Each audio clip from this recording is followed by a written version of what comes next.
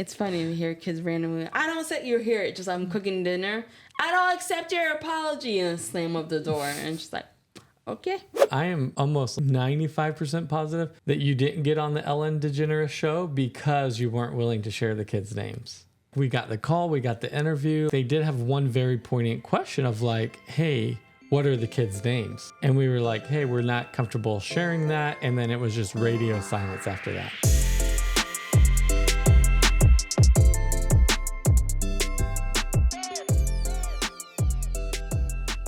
Welcome back to Hey There Adulting. I'm Jeena. Hey, I'm Drew. Hey There Adulting is where people who can't adult find a diverse, inclusive community to figure life out with. Well, we're going to start hot and heavy this morning with a TikTok I've been wanting to show you. Okay. I found this a couple weeks ago and I've just been waiting for the right moment and then it just never comes up. So we're just going to go with it. There's a new spanking study out. Researchers at Harvard looked at the brains of 10 and 11-year-olds through fMRI imaging. They showed them faces with different emotions and looked at the arousal in the prefrontal cortex. What they found was that there wasn't much difference between brain activation of children who had been spanked and children who had been severely abused, suggesting that even mild spanking leads to similar neurodevelopmental changes in the human brain. I mean, it's something that I feel like seeing the data it's like reinforcing the thoughts that we already felt or thought about it. Mm-hmm. She's basically saying that the same way an abused child brain reacts to like fearful faces and scary faces and stuff is the same way that a child that has been spanked brain reacts to those fearful faces and stuff like that. So they basically do the same thing. Yeah, but I mean, I feel like if a lot of adults who have children hear this study, they're still going to come to the same conclusion. At least I know that the adults who are just so pro spanking, like, well, it wasn't that bad. Like, it's not that bad. The kids end up just being fine. And so I know that for some adults, even if you're able to put the data in front of their face, they're going to rationalize and say why they think it's okay. Yeah. Yeah, I know that. I'm just saying, like, for us, like, is it... well, you said it doesn't surprise you that study is out there. Surprise me. But it was pretty surprising to me because like there's different levels of spanking. You typically think of one thing, but like it makes me think like when your child's going to do something, like you have a toddler just likes to grab stuff and you like tap their hand and stuff. Like, are they going to get the same reaction as like spanking? Like, how far does that go? It kind of goes through my mind because like, and that's happened before where I've had to like something like our kid's about to touch something dangerous and like your immediate reaction is to like push, tap, like, and that's not even like you're consciously making that choice, right? I remember one time where, what was Penguin going to do? I think he was pulling down something from the counter and there was a knife and I like immediately, obviously thinking like, hey, I don't want the knife to hit my baby. But I felt so bad. I remember apologizing to him and he was like a toddler. So could he understand like what apology means? But I think he understood what the essence of what I was trying to do was like letting him know like that was not okay. I'm so sorry. Like, I understand, like, but that there's a difference between tapping your kid's hand or swatting it away, like, not even intentionally doing that, and then there's a difference, there's that, and then there's, hey, going to go get a belt, or a switch, or a phone cord, and then hitting your child, and, like, making that conscious decision to do that. Do young kids even know what phone cords are anymore? Oh, man. I didn't even think about that. No, I don't think they do. Yeah, I agree with you. There is a big difference between like they're about to do something dangerous and you like have to give them away immediately versus like, hey, you got an F in school, come here, like you're going to get spankings when your dad comes home kind of thing. And I'm not putting that out there like to change people's minds about spanking. It was just something I saw that was, I think reinforced this idea that we already have of like spanking isn't the best way. It is not the best way. It's not the only way. Yeah, no, and this is not the only way. And there's still a lot of adults that spank their kids and stuff like that. And like, it's their right to parent the way that they they want to and they feel is best. It just, to me, seeing like the Harvard study that like you are changing the brain chemistry and stuff like that with the way that you treat your children and the ways that you discipline and stuff like that. I mean, I think I was a child that was spanked, and very early on, like what was it, like middle school or high school? And I said that's early. I feel like maybe for some that like really really late. I realized my parents could only spank me up to a certain point, and then after that, like I remember even threatening my dad. I was like, I could call the police. I could do that, and he's like, yeah, go call him. And I knew, like I was a child that probably wouldn't have called them, but I also knew if all I knew is like all I had to do was go to a teacher and explain what happened, and like that, like I could have gotten me taken away from my parents. And so once I got to the point where I knew they couldn't spank me anymore, and then they knew that knowledge that they couldn't, and I knew that knowledge, the only thing that was stopping me from making good choices was me. And I made good choices. Like I knew I was a kid that like never really got in trouble.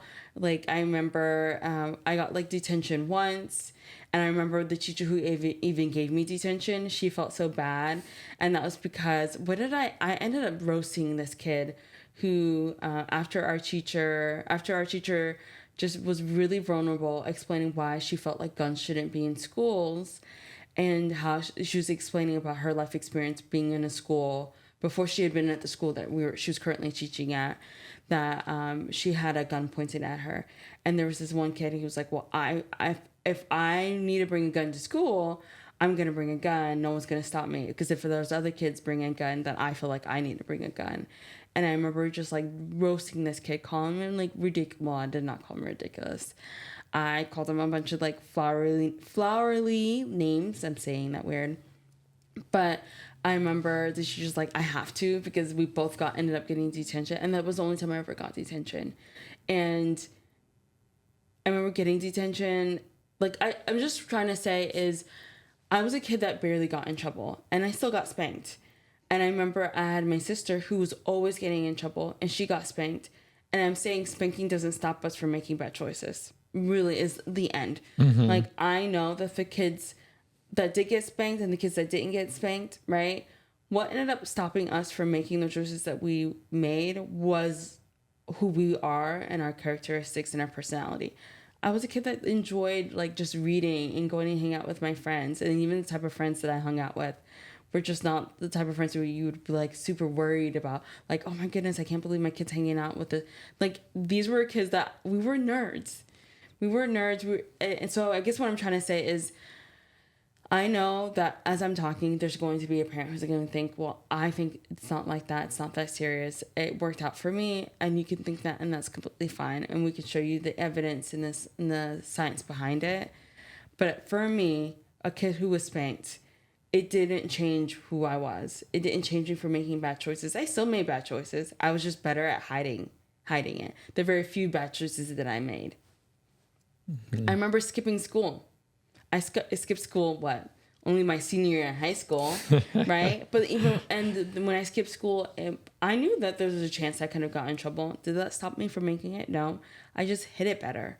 So being spanked is not going to stop your child from doing it. It's just going to make them better at hiding it. And then eventually they're going to realize that you're not going to be able to spank them forever. Yeah. What would you do if I wanted to continue to spank our kids and you didn't want to spank the kids? So like, we're in a relationship, we've got 5 kids. Like collectively, we know we've decided like we're not spanking the kids, but let's say we hadn't made that and I wanted to continue to spank the kids and you didn't want to spank the kids. Is that like something you would just set up of like, it's something you can do and I don't agree with? My personality, you already know that I wouldn't be okay. I don't know. I mean, the way we parent is usually like we both have to both agree to it. Mm-hmm. So, no, I don't think I would be fine with just you spanking. That doesn't make it less. I guess in my mind, that doesn't change anything if I know that something is wrong and I'm still allowing you to do it to our kids. Yeah. But it's interesting to me as you're talking, because you're saying like, I know there's parents out here that think this way and do this and stuff, but let's say like there's a couple out there that hears this and they're like, oh, one of the couples is on board, like, yeah, I'm going to change it and not spank. And the other partner is like, no, I want to continue to spank. Mm-hmm. Like, what do they do with that situation? Is there just like boundaries that they set up around that, you know, you can spank in this way, but not that way? Or like, no, I'm not okay with spanking, because at the end of the day, if you just separate with that partner, right? And like, hey, I'm leaving. Yeah, and it doesn't change. I'm leaving because I don't like spanking. Mm-hmm. They're most likely going to get visitations or see the child or be in that child's life. And then they're going to spank anyway. So like, that's not the solution, I don't think. But what? I didn't say that was the solution. I just think that I don't know what I would have done. I don't know. Mostly because I feel like the way we parent has always been like, hey, both of us have to agree to it. Like, we both have to be okay with it before going through something. And so I don't know. I don't know how another couple should do it, or I can't even speak for another couple, but I know how we did it. Mm-hmm. And because I was spanked, I remember with our first kid, first child, like we spanked maybe like 1 or 2 times. And then I realized like, I don't like this. I know it never worked for me. I don't think it's going to work for Panda.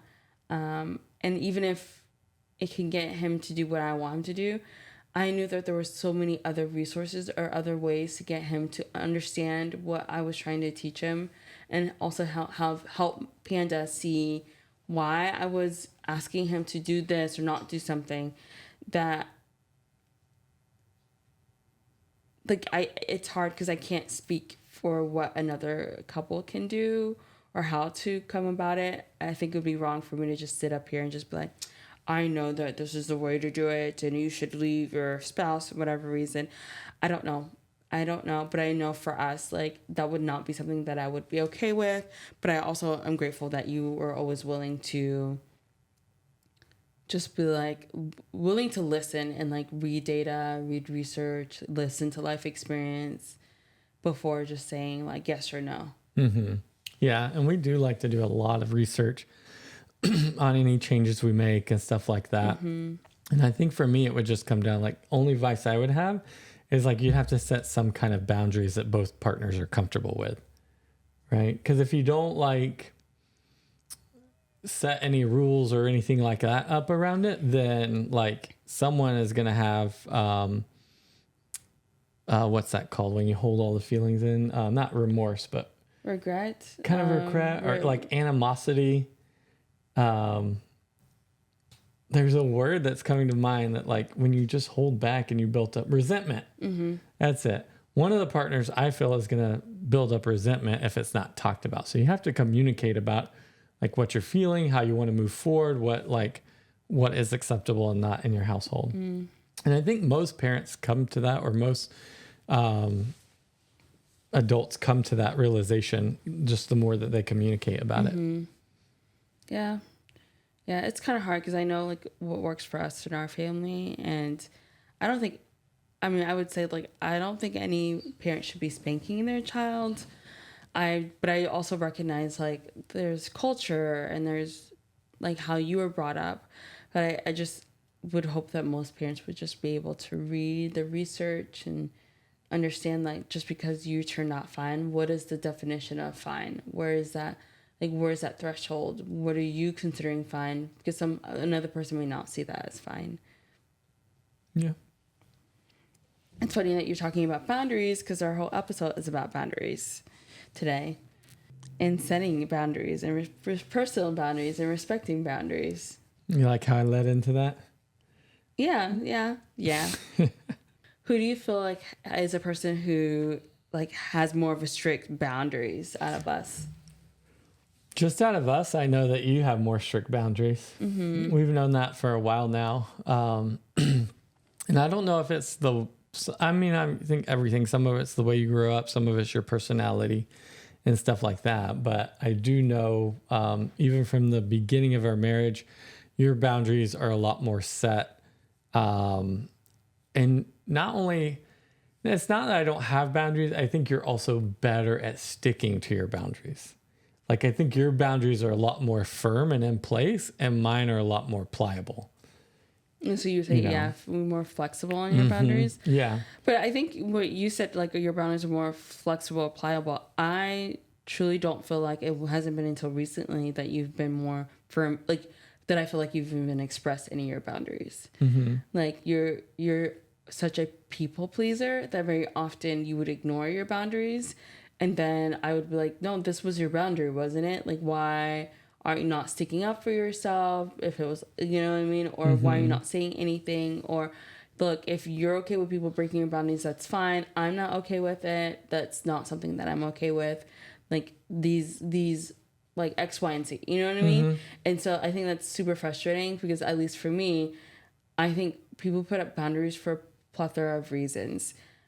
When I'm seeing someone disrespect and cross boundaries, that it doesn't make sense to me because they're not really boundaries. If they're one, I like, even when you're like, oh, I'm more like flexible, pliable, they're not boundaries if they're that flexible. Because I think that boundaries are like a hard line for a reason. Either it's to protect yourself, to protect the other people around you. And I think that if you're saying like, even now, you're like, oh, mine's are more pliable. I'm like, and then it's not really a boundary. Yeah, no, I mean, I've realized like done a lot more research on like what a boundary is, how to create boundaries, how to stick to boundaries and stuff like that. So yeah, I mean, for a lot of my life, like I didn't have boundaries or don't even create boundaries, just let be what is, you know? And I think that's caused some difficulties in our marriage to where like you set boundaries and you recognize boundaries. And so when you would see things happen to me, I wasn't setting up boundaries. I would just let happen what happened. But in your mind, you were setting boundaries for me, even sometimes. Wait, how do you mean? So like, here's a good example. Like I'd be talking to a friend, right? And I'm just going to make this example up. I was talking to a friend and I said, hey, let's meet at Waffle House at like 9 p.m. And I haven't seen you in a couple of years. It'll be great. I show up at 9 p.m. I wait for the person till like 10 p.m. No calls, no texts, nothing like that. And I just say, well, I showed up, I had good food, whatever.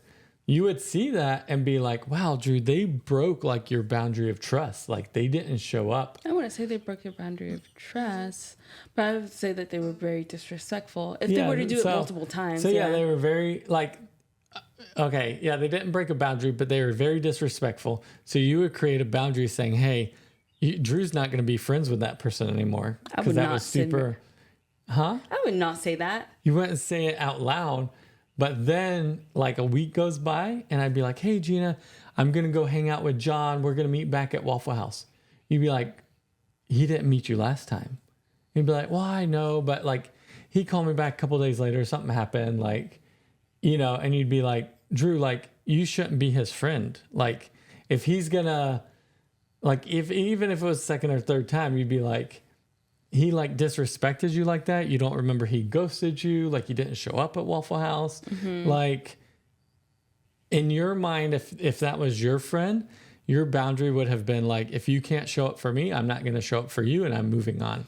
Well, it's not even like if we're using this example, because I feel like something close to this has kind of happened. It's not like them being late or not being there is what's making me really angry. Like if I'm using this example, it's he called a couple days later and was like, oh, like this is what happened.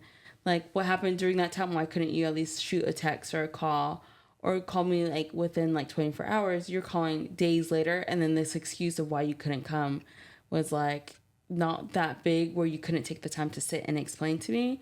And so then that's like me realizing like, okay, well, this person doesn't really respect me. I'm going to put this boundary. Hey, and the next time we meet, please like let me know if something's happening, if you can't make it for whatever reason. Like if not, and I'm realizing like whatever excuse you're going to give me is not like you're not dead in a hospital or you're not like really hurt in a hospital that you don't even have access to your phone. If it just feels like I was just on a really low of your priority, then like we just shouldn't hang out and be friends anymore. But I, you know, this also just shows me that, and maybe this is just our personalities, because a lot of times you don't have boundaries. I feel like you are really good at not respecting boundaries. Like you tell me something once, like, hey, Jeena, I don't like this. Then like, I will not do that. Like, I remember one time I was going through all of your like nursing, like paperwork and books and textbooks that had been years since you had graduated. And I was like, I don't think he really needs this anymore. And I think I threw away some of your notes. I didn't even throw your textbooks away, but you were so angry at me that I felt like, oh my goodness. I remember apologizing, realizing like you were so right. I should have asked you first before I went through it. That I've never ever like gone through your stuff again without asking you. But I feel like you don't always have the same respect for me. That very often you're just like, oh, I just thought it'd be okay.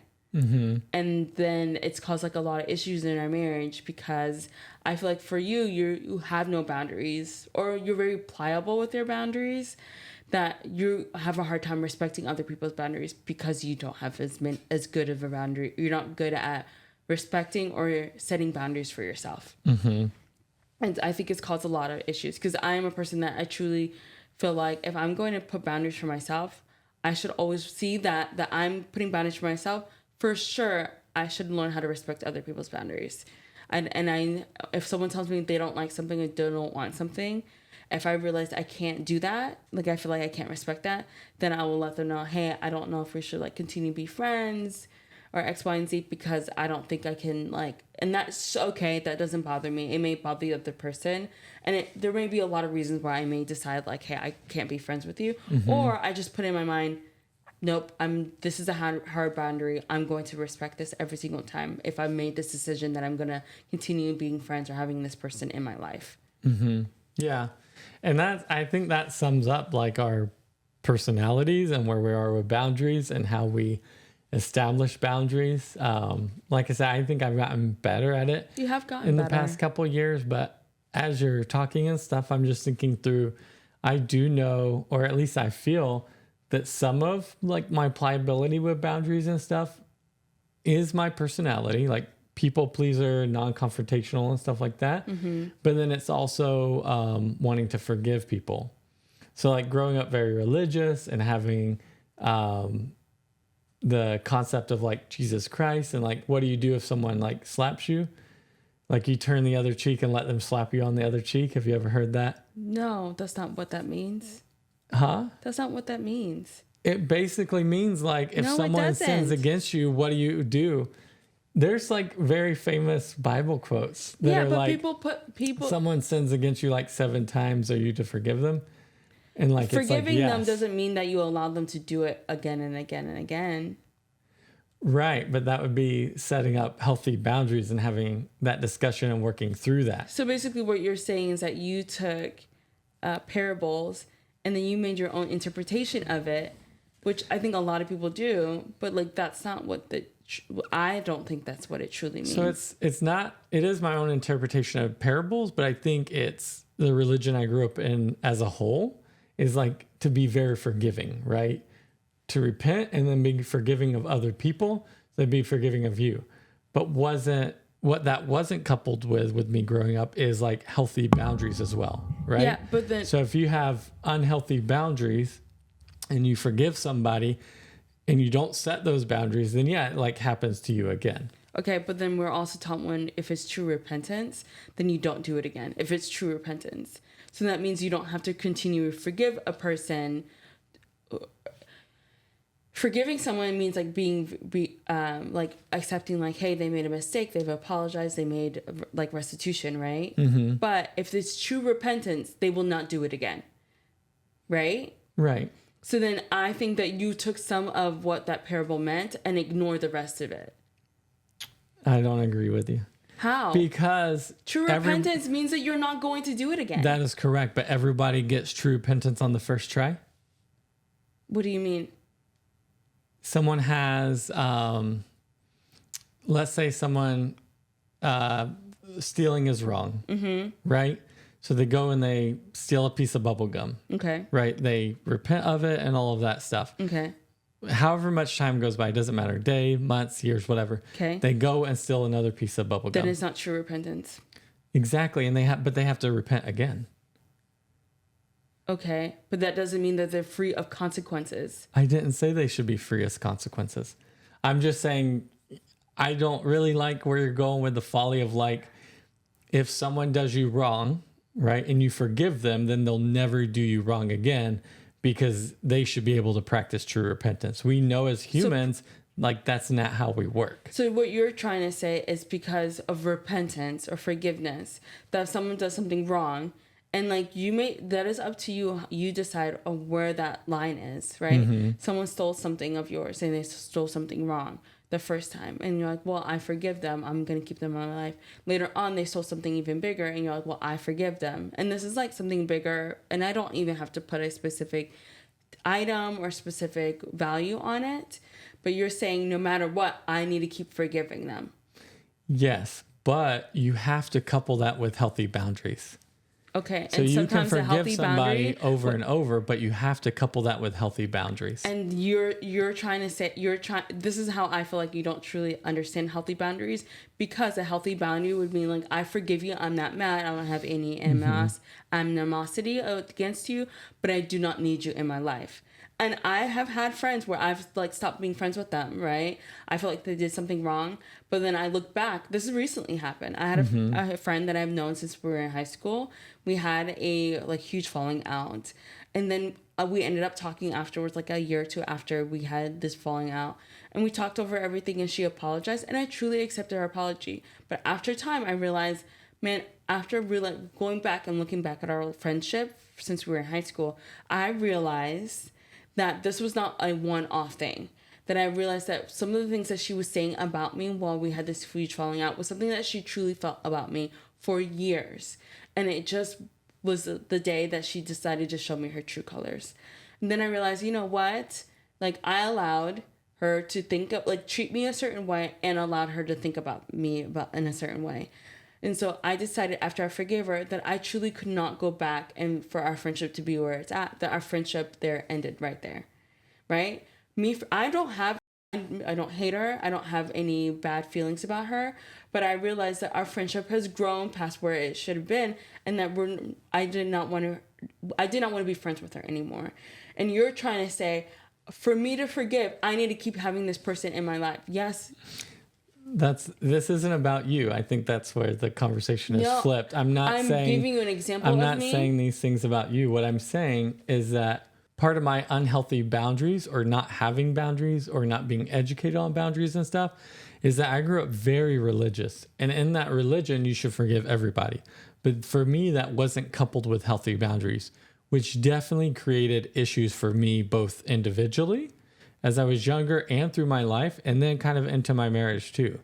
And so in the past couple of years where I've worked on having healthier boundaries, it has actually been able to open up my eyes that the way that I grew up and stuff like that, like you just can't forgive somebody and not create healthy boundaries, is my point. Then we're both agreeing on the same thing. Yeah. Because I'm not having an issue with how many times you forgive that person, but it's putting up boundaries around you towards that person or whoever to make sure that they are not allowed to have the opportunity to do whatever it was that you need to create that boundary for. And that's where I think that we disagree. Because I feel like very often... I don't disagree with you there. Okay. That's what I'm trying to explain to you. Like, you're kind of coming at it as like, I'm not trying to disagree with you. I'm just explaining to you like my thought process and how I grew up and where I came from and where I am now. Okay. And some of what I feel like led to some of the unhealthy either boundaries or non-existent boundaries that I had. And I know for me personally, what led to some of the non-existent boundaries that I had was this idea that we should just continue to forgive people and be more Christ-like. Because I still believe that. I believe that we should forgive people and be Christ-like. But I think I have a more mature understanding now that also has to be coupled with healthy boundaries, or you just get taken advantage of. And then that goes back to my thing, like, not that you can't forgive people, but that was also your interpretation or what other people's interpretation that you learned from whatever like lesson it was of what forgiveness is. Right? Because what I'm trying to say is like, well, that's why we have so many different religions and why we have so many different sects of religions, right? People put their own interpretation of whatever. And I understand what you're saying, like, oh, that was because like religion, right? But I think and maybe this is like the part where I know a little bit more about you. That was you allowing, like, that was not you searching out and reaching out and like learning for yourself. That was, I feel like you heard from other people like, hey, forgiveness, forgive every single time. But there are a lot of stories in the Bible that shows like, hey, forgiveness, you forgive, right? But that doesn't mean like you allow people to do whatever either. Does that make sense? Yeah, no, it does. And it just comes to my mind what adolescence is going to try to do that research on boundaries for themselves. There's some adolescents that do. There's very few, I feel, that do. Most are going to model what their parents did. Yeah. Or what their parents have. And so having my parents not setting boundaries, not understanding boundaries, not being good examples of boundary setters, But then that that's what I shows me had. that it's less about the religion you grew up in and then more about the people that were around you that did not put up good boundaries. Okay. Does that make sense? Because you're saying it's like just a religion, and I don't think I'm just it's... giving you my experience. I'm giving you my personal experience, so you can dissect it. No, I like know how that. you want it. Okay. So you think for me it was more the example of my parents than it was religion in my life? Yeah, because you're saying like it was just, you told me like it was a religion, and I don't disagree that it's not just that, but you're also saying, well, my parents, which we already know, like the home that you grew up in, like you were basically saying like, hey, I saw my parents in the marriages and stuff like that. Like I think that played a huge part. And I'm just trying to say, then it wasn't just a religion. I think it's also including like the type of like the examples that you had as parent, like as for your parents. What's the word? The examples that you saw and like what you just, yeah. I feel like I'm like mixing up my words, but essentially, I don't think it was just the religion. Not to say that I don't think that played a huge part, but I also feel like the examples that were set in front of you, what a marriage or how you should treat your people that you care about. I think seeing how your parents treated their couple, their spouse, there we go. Seeing how your parents treated their spouse, I think may have played a part in how you thought it was supposed to go. Oh, 100% is going to play a part in it. And so I don't think, like, but I don't put one over the other, and that's what you were saying. Is like I don't think it was so much the religion. I think it was the way that your parents modeled. I don't think it was just a religion. Oh, okay. Yeah, I would agree with you. I don't think it was just a religion, and I think also too, you're saying like, oh well, adolescents. There are a lot of adolescents. Like I think I was one of those. I didn't just like turn 20 and then started putting up healthy boundaries. I think you've known me for a really long time. I think you knew exactly, I was the type of person who knew exactly what I wanted, what I was okay with and was not okay with, right? I was a person that sat out for that. And so just because you didn't at a young age doesn't mean that there are a lot of other kids who are realizing like, hey, what I am and am not okay with. I think it's just, I don't think age is really the only reason that was set a child to want to learn more about boundaries. I think there's a lot of things that are into play, but I was that child, and I know I'm not like super unique to know what my boundaries are or what I am or not okay with at such a young age. And so like you may think like, well, I think Gina's an anomaly. I don't think I'm an anomaly. I don't think I'm super special to know what my boundaries were at a young age. What age do you guys feel like as a viewer that you started either learning? It could be even learning about boundaries or setting boundaries or understanding healthy boundaries. For me, it's probably late 20s, I would say. Mm-hmm. Probably 28, 29, which I feel like is pretty late in life. But, you guys let me know. Like, Jeena, what would you say yours was, 12, 13? No, I would say probably sometime in high school, somewhere between 16 and 18, around there. Mm-hmm. I started like really being good at like putting boundaries. But I think a lot of that was having some really stinky friends, like not so great friends. I remember like having a friend who would say they would do something and then they wouldn't. And then me like still like trying to be friends with them, and then me recognizing like really late, like, hey, this friend is like not treating me the best. They're just not being the best friend for a long period of time. And then eventually I found out. And then I was just kind of like, I hate this feeling, because I knew something was off. I hated this feeling. And then I just kept putting it off or just making excuses for them. Then eventually I realized, no, okay, I can definitely tell something's up. They're not being a good friend. They're not there for me when I need them. And then putting up that boundary, like, I'm not going to contact them. I'm not going to be friends with them. like this is not a good relationship.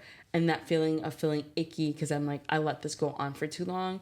And so then around the age of like somewhere between 16 and 18, me just recognizing, hey, if I see someone not treating me well, just like backing away and just not allowing them to continue to do that often. Yeah. How do you think we're teaching our kids how to set up boundaries? Honestly, I think with our kids, we're talking a lot to them of just about like, what are their feelings? What are they okay with? What are they not okay with? Using their words to communicate. It's so funny when they play with the neighborhood kids, how like so much drama there is sometimes.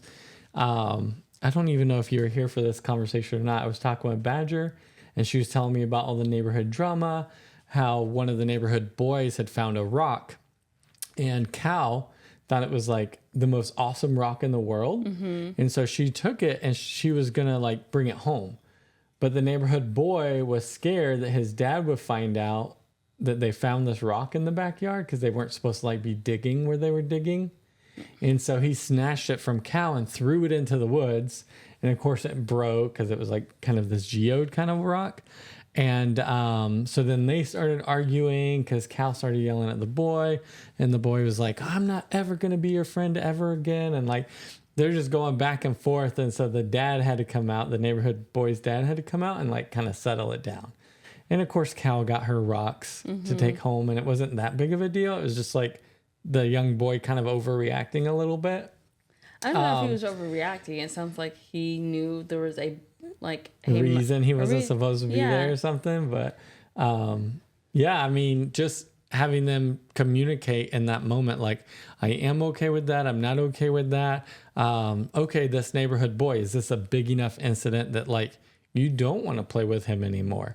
Or is it something like that we have had some kids in the neighborhood that we've told the kids, like, if they start treating you badly, not playing with you the right way, excluding you from play, that's a big one. To go ahead and say, hey, I'm just not feeling it today, or I don't want to play today. I'm going to go back home. Or not even or just I don't today. want to play I don't with want you. to ever again, and that's fine with us.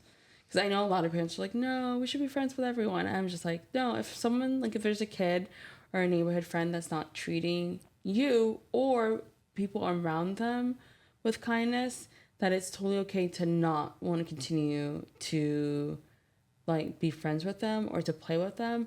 And I think that maybe stems from if they are not being kind to others or saying bad things about others, that they could be eventually do the same or say the same thing about you later on. And so like, I just think that I don't want my kids to just think like, oh, and this is how I was brought up. If someone is saying mean things about somebody else, more than likely, eventually, if it's not at this moment, they could be saying the same things about you. You don't want to be friends with them. You don't. You don't want to be friends with them because your turn will come. If this person is so loose with their lips and they're always talking about somebody else, your day will come where they'll be saying the same things about you, and then you've put yourself in a situation that now they know all this information about you. And so you like don't wait till that time setting comes. a healthy boundary. Yeah. I think it's really important to teach our kids boundaries so they're not put in situations where they're getting hurt or the people around them are getting hurt. Yeah. There's a lot of things that we do just to naturally start to help them to create boundaries. So like even like personal space and stuff like that, like having conversations with them that you think like it's just sometimes common sense stuff, but even doing that helps create boundaries, right? Like stranger danger and you have personal space and what is it? When our kids go out in public, we do try to teach them to be a little bit more aware of like strangers and stuff like that. And I remember one time the kids were at the library, and that was Panda as well. No, that was Badger. Badger was like, I don't want to talk to that person. And one of her sisters are like, no, it'll be fun. Let's go talk. You can't and force she's Badger like, to do anything. she's like, she doesn't no, wanna do. like mom and dad wouldn't be cool with that. I'm not cool with that. Like she just stuck to her boundaries. Like that was her boundaries, that she didn't want to talk to that person, and she just stuck to it. So I think there's a lot of things that you could just do naturally that create those boundaries. And a lot of it comes back to like just communication with our kids, I think. Communication and being good examples of what they understand of like what being good examples of how to set boundaries and then respecting each other's boundaries. I think that'll help our kids be able to be good at setting boundaries as they get older and respecting other people's boundaries. Because even we have this rule that you can't go into your sibling's room without permission, no matter what. So it's like this whole, I know one time one of the kiddos, like at one point, okay, I'm just going to use names. This is not like a true, like whatever, but I think it was Cal who was playing with Panda and they were playing in Panda's room. But Cal left one of her toys in his room while they were playing. Well, then later on, she wanted to go in his room and go grab this, whatever it was. And she's like, well, it's my toy. I'm like, I get that's your toy, but you still can't go in your brother's room without asking.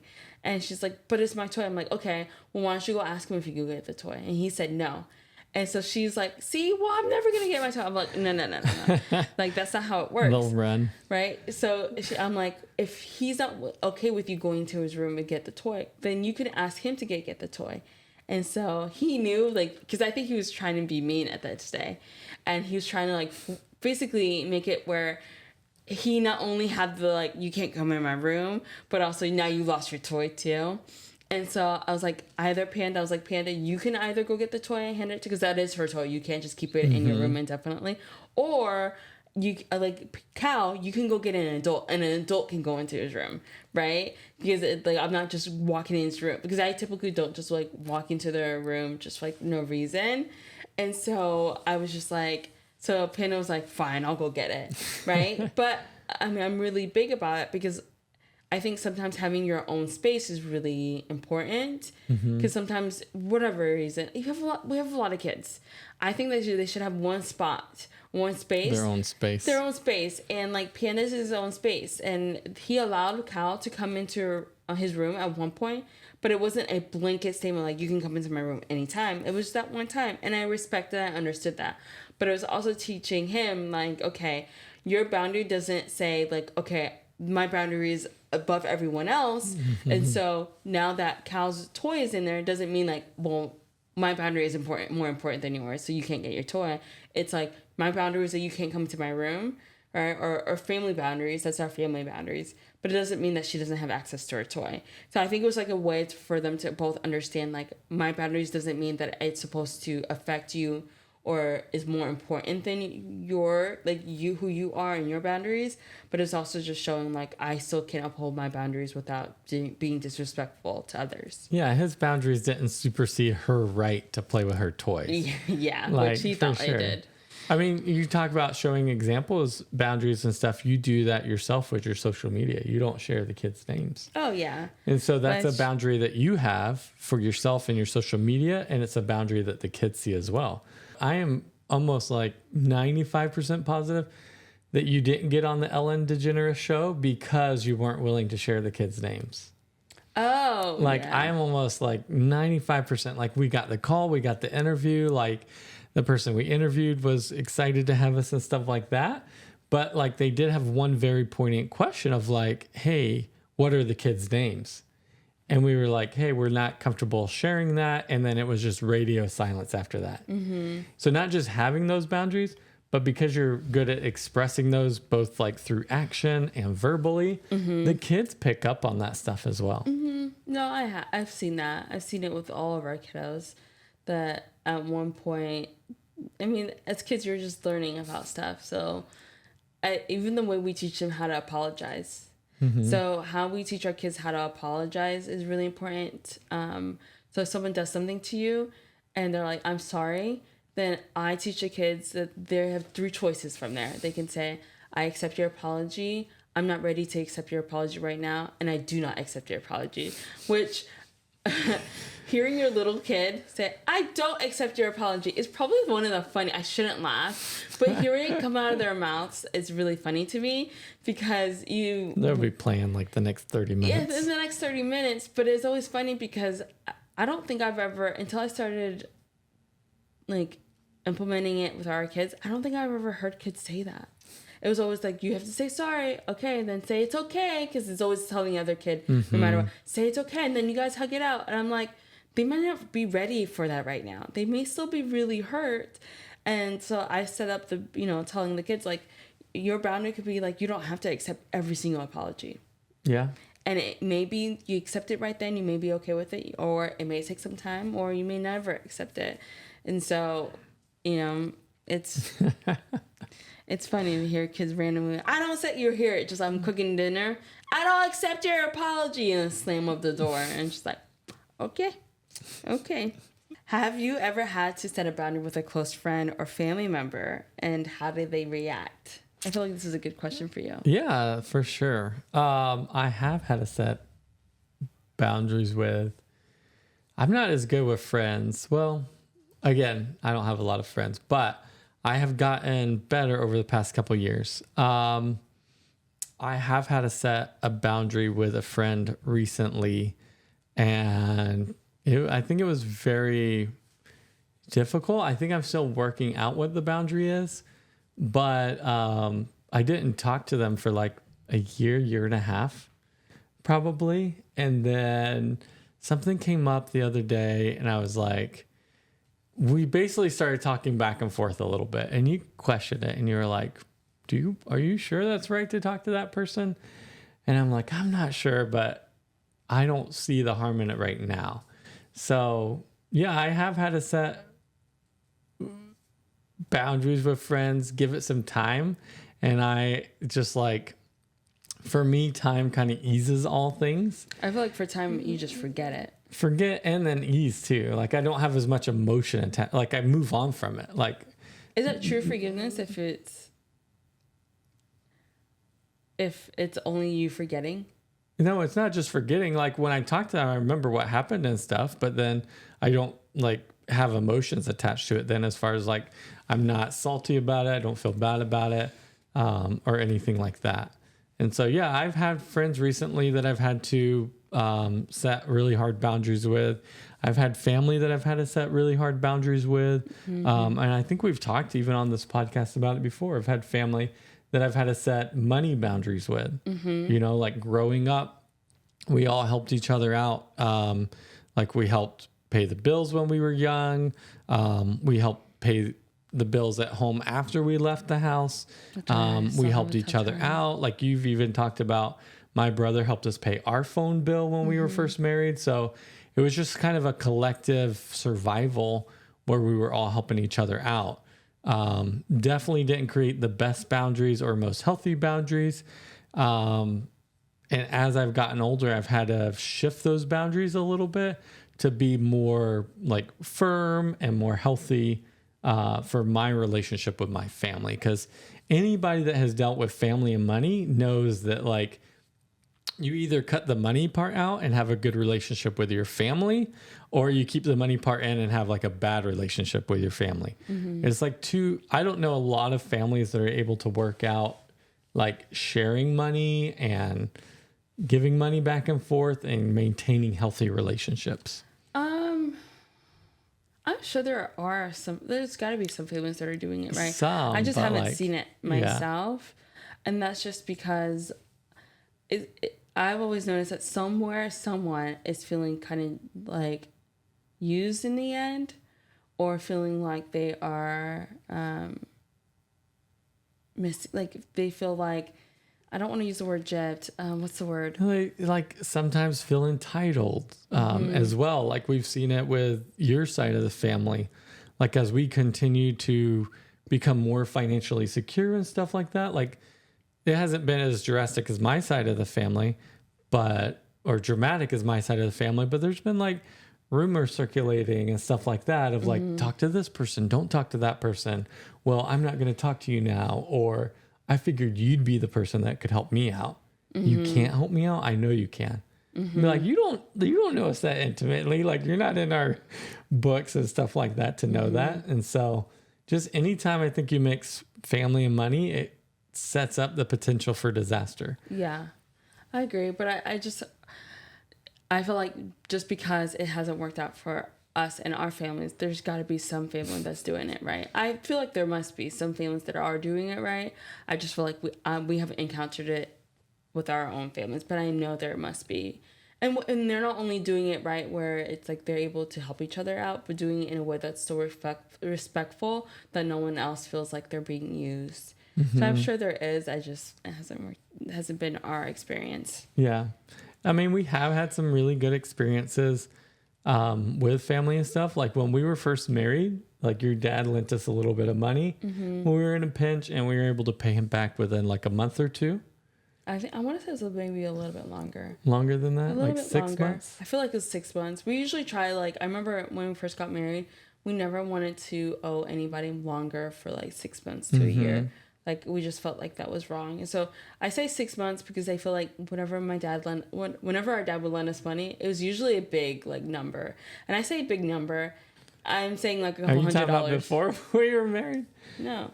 Did I say before? You said big number. I was like, I said what big money number. did you borrow? No, I'm just talking about in the sense, like, for us, a couple $100 was a big number. Yeah, yeah. And it also meant a lot for us. Like, Yeah. it was never, like, we were asking for thousands and thousands of No, dollars. it's like $500. $500, $600 here and there. But that was still big for us. It was still life-changing. It still made sure that we were able to go to work, pay bills, feed our babies. But that's what I would consider like healthy and stuff like that. And I remember it was like one time we borrowed money for like $500, paid it back within 6 months. Like that to me was like a healthy relationship of like, hey, we're in a bad situation.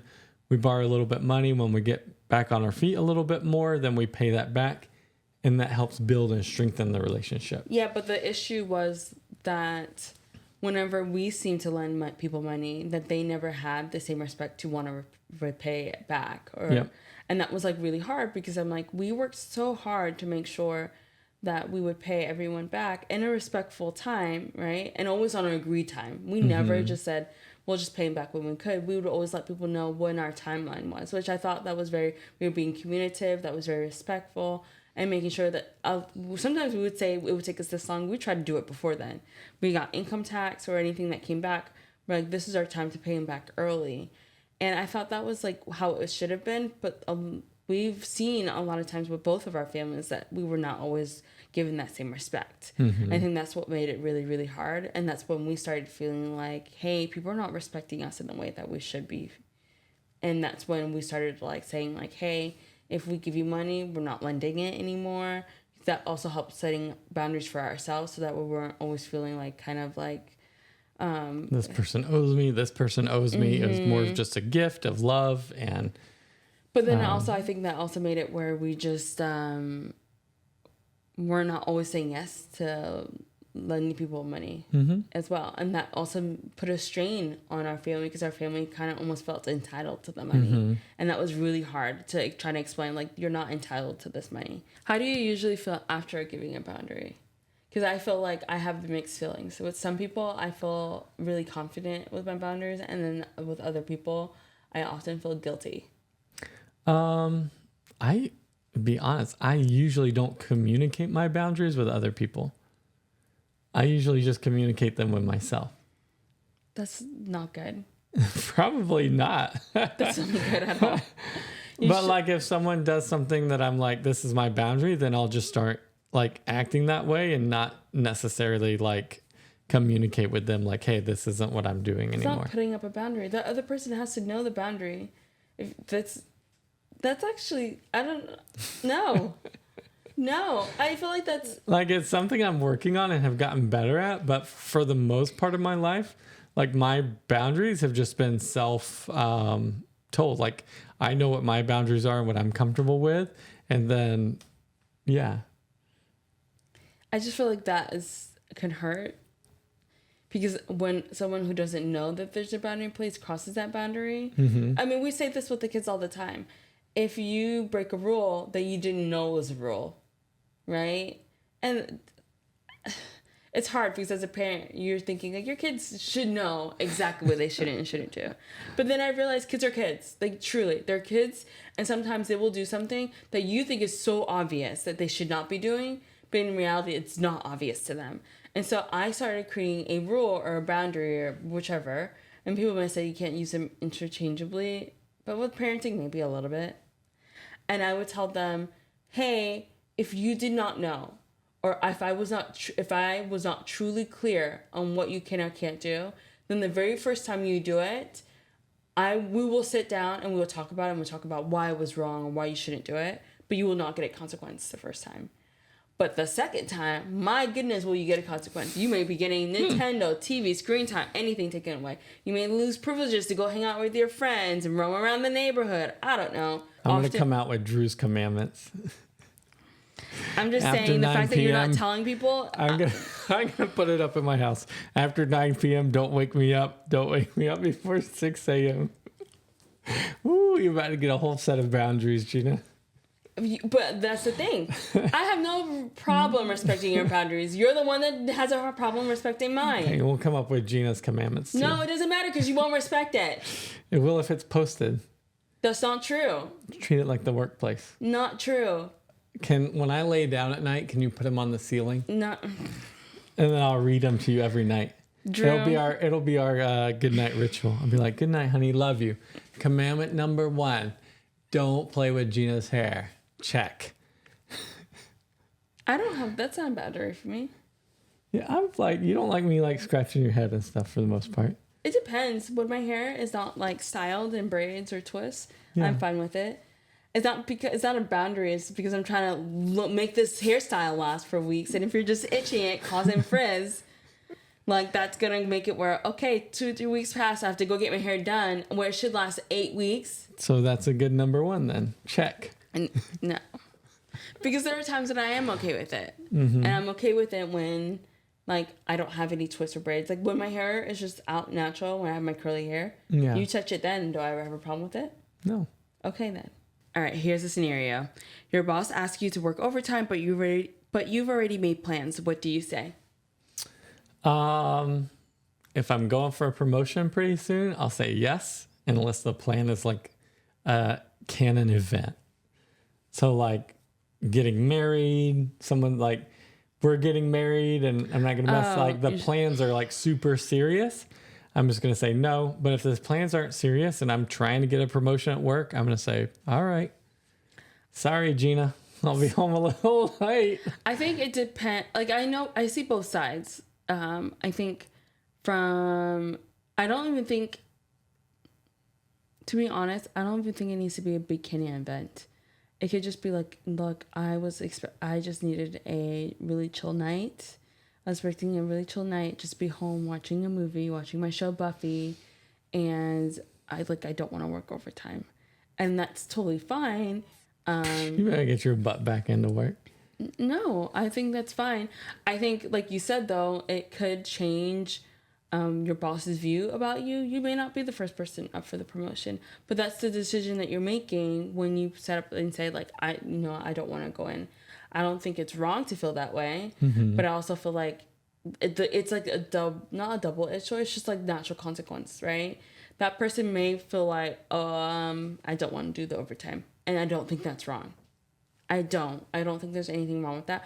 But I also see it as the other point of like they may not be the very first person thought of when there's an opportunity for a promotion or a raise or more opportunities in anything in their position at work.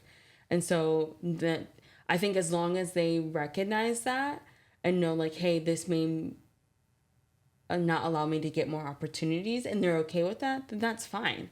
I don't think it's wrong for them not to want to work overtime. If it's not already put in their schedule and they have already it hasn't already been agreed to beforehand. Yeah.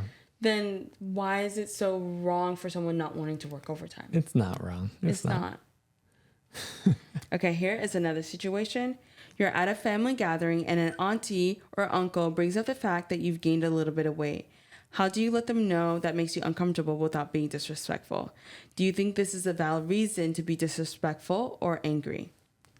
See, the only issue that I have is how do I let them know without being disrespectful? I don't think if someone has the audacity to say something like that, you have the audacity to just clap back. Clap back if you need to. Yeah.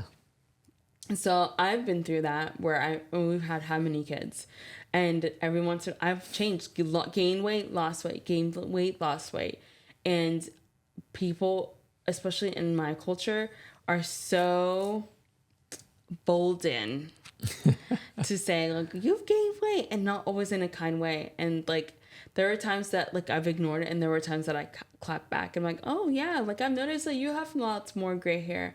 Like, do you think that you'll need like Botox or something? Like, if we're just pointing out stuff about each other. And so I don't know. I just think that There's one situation I've seen in my life where like you wanted to say something back and she was saying it in a mean way, but you couldn't because she was like 99-year-old great grandma. who? It's one of our family members, like great grandma. She was like 99, but she came in and she'd like, I think I know who you're talking the about. granddaughter hadn't seen her in like 15 years. And the first thing, it wasn't like, hi, how are you? It was like, whoa, look at the weight you gained, girl. Like, that's not healthy for you. But she was like digging in, and everybody was sitting there just like, that's Grandma so-and-so. And then we just like moved on. Like, no one Is this on your said a side of the thing. family or my side of the family? My side of the family.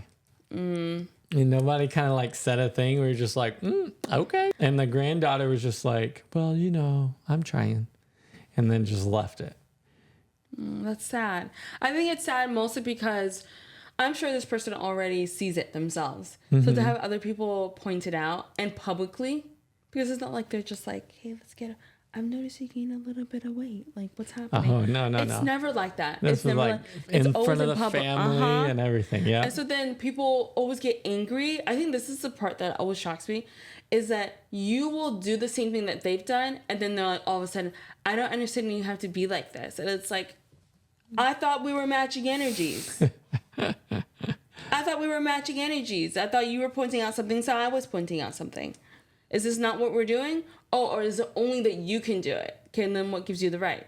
And so I think, I mean, the boundary would just be like, the nice way, I would just say, I don't want to talk about my weight. If you want to know, I would do it in a way, I can't not do it in a way that's either petty or making sure that they never say it again. So I was like, I don't want to talk about my weight, but since you put it out there and everyone's listening, I can tell you that it makes me feel this way. To make them feel embarrassed, and like, it makes me feel this way. I'm glad that you pointed it out because I don't already feel bad. So now that everyone, since you were so publicly, I will let everyone know publicly.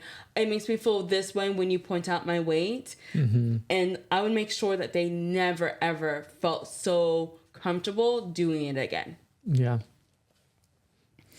All right, here is another scenario. A friend constantly asks for favors but never seems to return the favor. How do you address this without hurting their friendship? Actually, I think I could do this. I think I could do this. You just say no. You could just say no, yeah.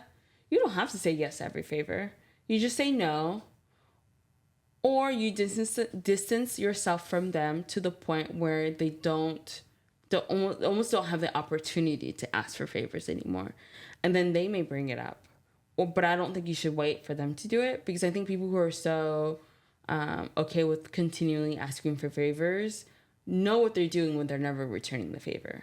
Yeah. And I think it's almost like in a way to use somebody.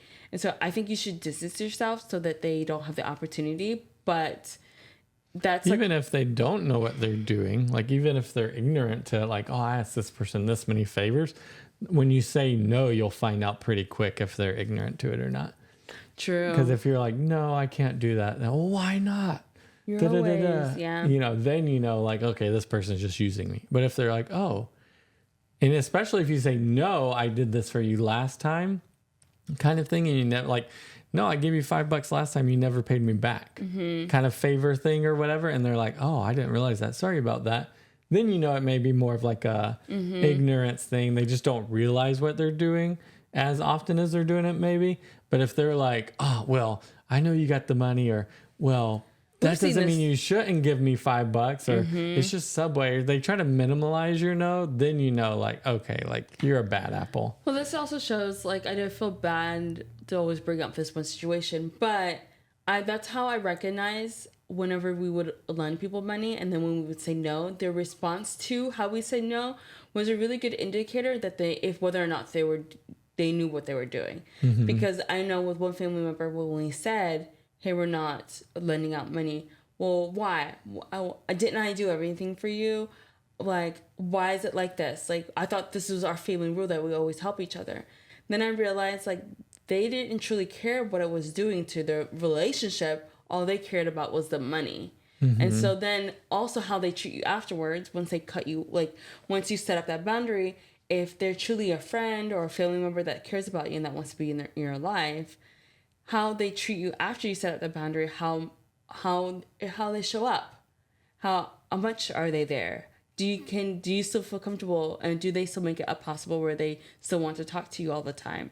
If they start distancing themselves and which is their right, that's not bad that they do, but it kind of just shows like, hey, maybe they didn't see me in the way that I hope they saw me. Mm-hmm.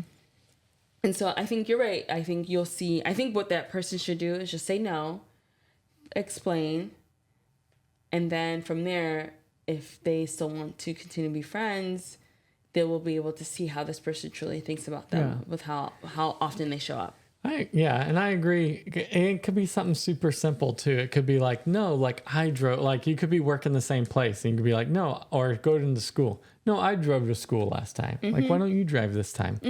And that's it. All right. So this is a Reddit story. Setting boundaries changed my life negatively with a question mark. I used to be very active socially. Lots of friends, parties, didn't have time for anything else. Between those people were a lot of people who low-key used to make fun of me. Try to take advantage, they thought less of me. Talking behind my back. Generally were nice but didn't respect me as much. I stopped accepting every single behavior I didn't like. I started standing up for myself. Slowly, I noticed I am excluded from everything now. I don't have friends around me anymore because I want to be treated with respect. Most of the days I agree to the price I am paying, but some days I get very down and depressed because I think something is wrong with me. I am angry because of it and have trust issues now. It seems like people are friends with others only because it benefits them in one way or another. I want friends who generally respect me and what I have to say. I want friends who I can support no matter what. Only I wish it wouldn't go one way. I'm left with almost no one by my side. People are terrible. It seems like it's better to be alone. So she feels very strongly that because she set healthy boundaries in her social life, she lost all her friends.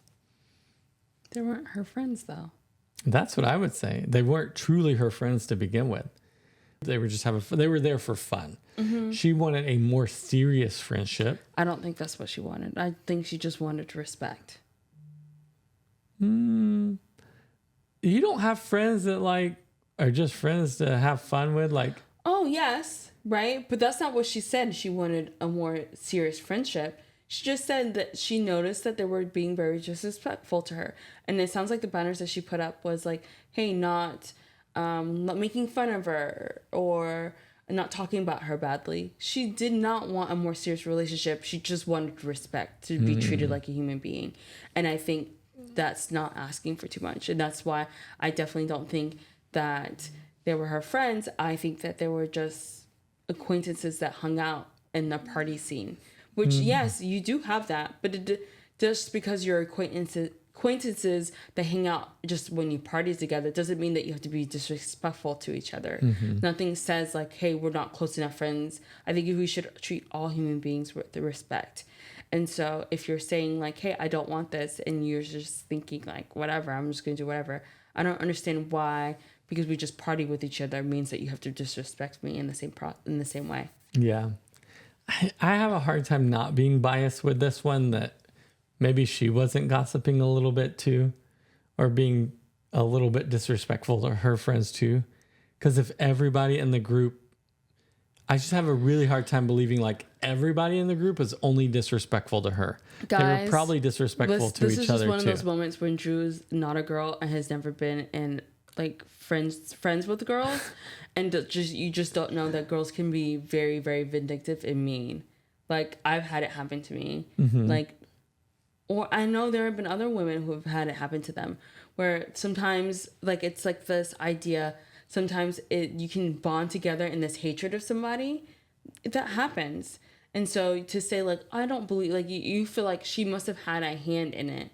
No, sometimes people are mean, and sometimes Like, you don't have to actually do something for them to hate you. They might find you annoying, but that doesn't give someone the right to be mean to you. I agree with everything you said. Like, I agree with you and me not having the knowledge of the girl group and everything too. It's not quite what I was trying to say. Okay, I'm just saying, like, the type of friends that she has that she's hanging out with, she, in my mind, by reading this, how I interpret it, she wanted the friendships to change in some way. I'm having a hard time explaining it. Like, I feel like it's a group of friends that hangs out to have fun. They make fun of each other in general. And she eventually found it very disrespectful what they were saying about her. That's not what it sounded like. But I feel like they were saying... they were only making fun of her, or she only noticed. Only her? That's what it said, did it not? No, I thought it was everybody. But that's how I interpreted it, and that she was moving past that friend group. Like, she outgrew her friends is kind of how I took it. And now she's in a position where, like, she outgrew her friends. She was setting healthy boundaries because these friends didn't respect her, which she should do. But what does she do next? Because now she, like, is in this position. She has no friends. What she should do now is now start making the slow transition to making new friends. Yeah. She should, I mean, they're not able or not willing to do the respectful thing of, like, not making fun of, or even if it is a group thing. I don't see, like, I've seen, like, family members or family, like, groups where, like, the way that they bond is, like, they like to nitpick in each other. But I think still, even if that's your thing, that's your stick as a family, like, you guys like to joke, because, like, I know a lot of Black families, like, we love to roast each other. But I think it's once it gets to the point where someone's like, hey, that's a little bit too far, I need y'all to stop, it still doesn't give you the right to continue to go, because you're like, this is the way it is. I think as a human being, you should see, hey, I might have crossed the line, apologize, and don't do it again. It's not that hard. Even if you guys were, it's like the same thing with consent. They may have given you, like, permission up to a certain point. You don't say, well, you gave me permission for all these other stuff, why not this? Okay. Yeah. Yeah, no, I agree. And so even, I think in my mind, it's just like the thing of, she said, I don't want it to continue happening. And they were not willing to, or not want, like, or just didn't respect her enough to not want to do it. And I think she did do the right thing and just sustain herself. And she's still, right now, she's feeling the pain of losing those friends and that friendship and having always something to do. And it's going to be hard for a little bit of time. It is going to be hard, right? But eventually she will make friends. As long as she was able to make friends before, she will be able to make friends again. She'll make friends, she'll start finding new people, and then she'll still have those same boundaries in place, and she'll have better friends. And she'll have a better mental state for it as well. Because being around people who are constantly downing you or degrading you and saying it's all light and like it's all in light-heartedness, like, that still doesn't make it better if someone's saying to stop. Because either that person gets hurt, or if it's someone like me, I'm going to roast you so bad and make you regret it to the point where you're like, I don't want to be friends with Jeena. And then, good? Like, I don't know. I'm just trying to say, it's like, we should respect people. And so if someone says not to do something and you do it anyways, and then there's a consequence after it, and for her, that consequence is that she doesn't have friends right now, but it does not mean forever. It's going to take her some time to build friendships and build new relationships. And I think that it sucks right now. She'll be okay eventually. But that's really easy to say from someone on the other side, or hear, or it's easy for someone to say, but while you're in the middle of it, it still sucks. But I really like that point of view. Like, you feel like you're being punished for setting healthy boundaries, but in the end, you'll be better off for setting those healthy boundaries. Like, you will have to, in your eyes, suffer a little bit, either by, like, losing the friends, or that idea of, like, man, I was having such a fun time, but you left that fun time because they were making fun of you. So if you can just mourn that loss, get through this period of time that is difficult because it's a change, then you're going to find better friends and be in a healthier relationships with your friends. And, you know, a year or two down the road, you're going to look at that old friend group, and they're going to have self-destructed or be in the same destructive mode that they were, and you'll be in a better place. Yeah. So I like that point of view. Yeah. Well, we're so glad that we got to chat with you guys today all about boundaries. Yeah, thank you guys for joining us, and good luck setting healthy boundaries in your life. And if you need any help, ask Jeena. Honestly, yes, you can ask me or Drew. But if you guys do have questions or comments, we do have a link where you guys can put any anonymous like Reddit stories or Reddit like stories, or you just want to learn more or hear our advice on things. I think even like, was it a couple of weeks ago, Drew offered to help people with their resumes. Like, we definitely are still open to that. So definitely just check out our link. There should be a form that you guys can fill out. And yeah, we're just glad that you guys are listening. Yeah, we'll catch you guys next week. Good luck adulting. Bye. Bye.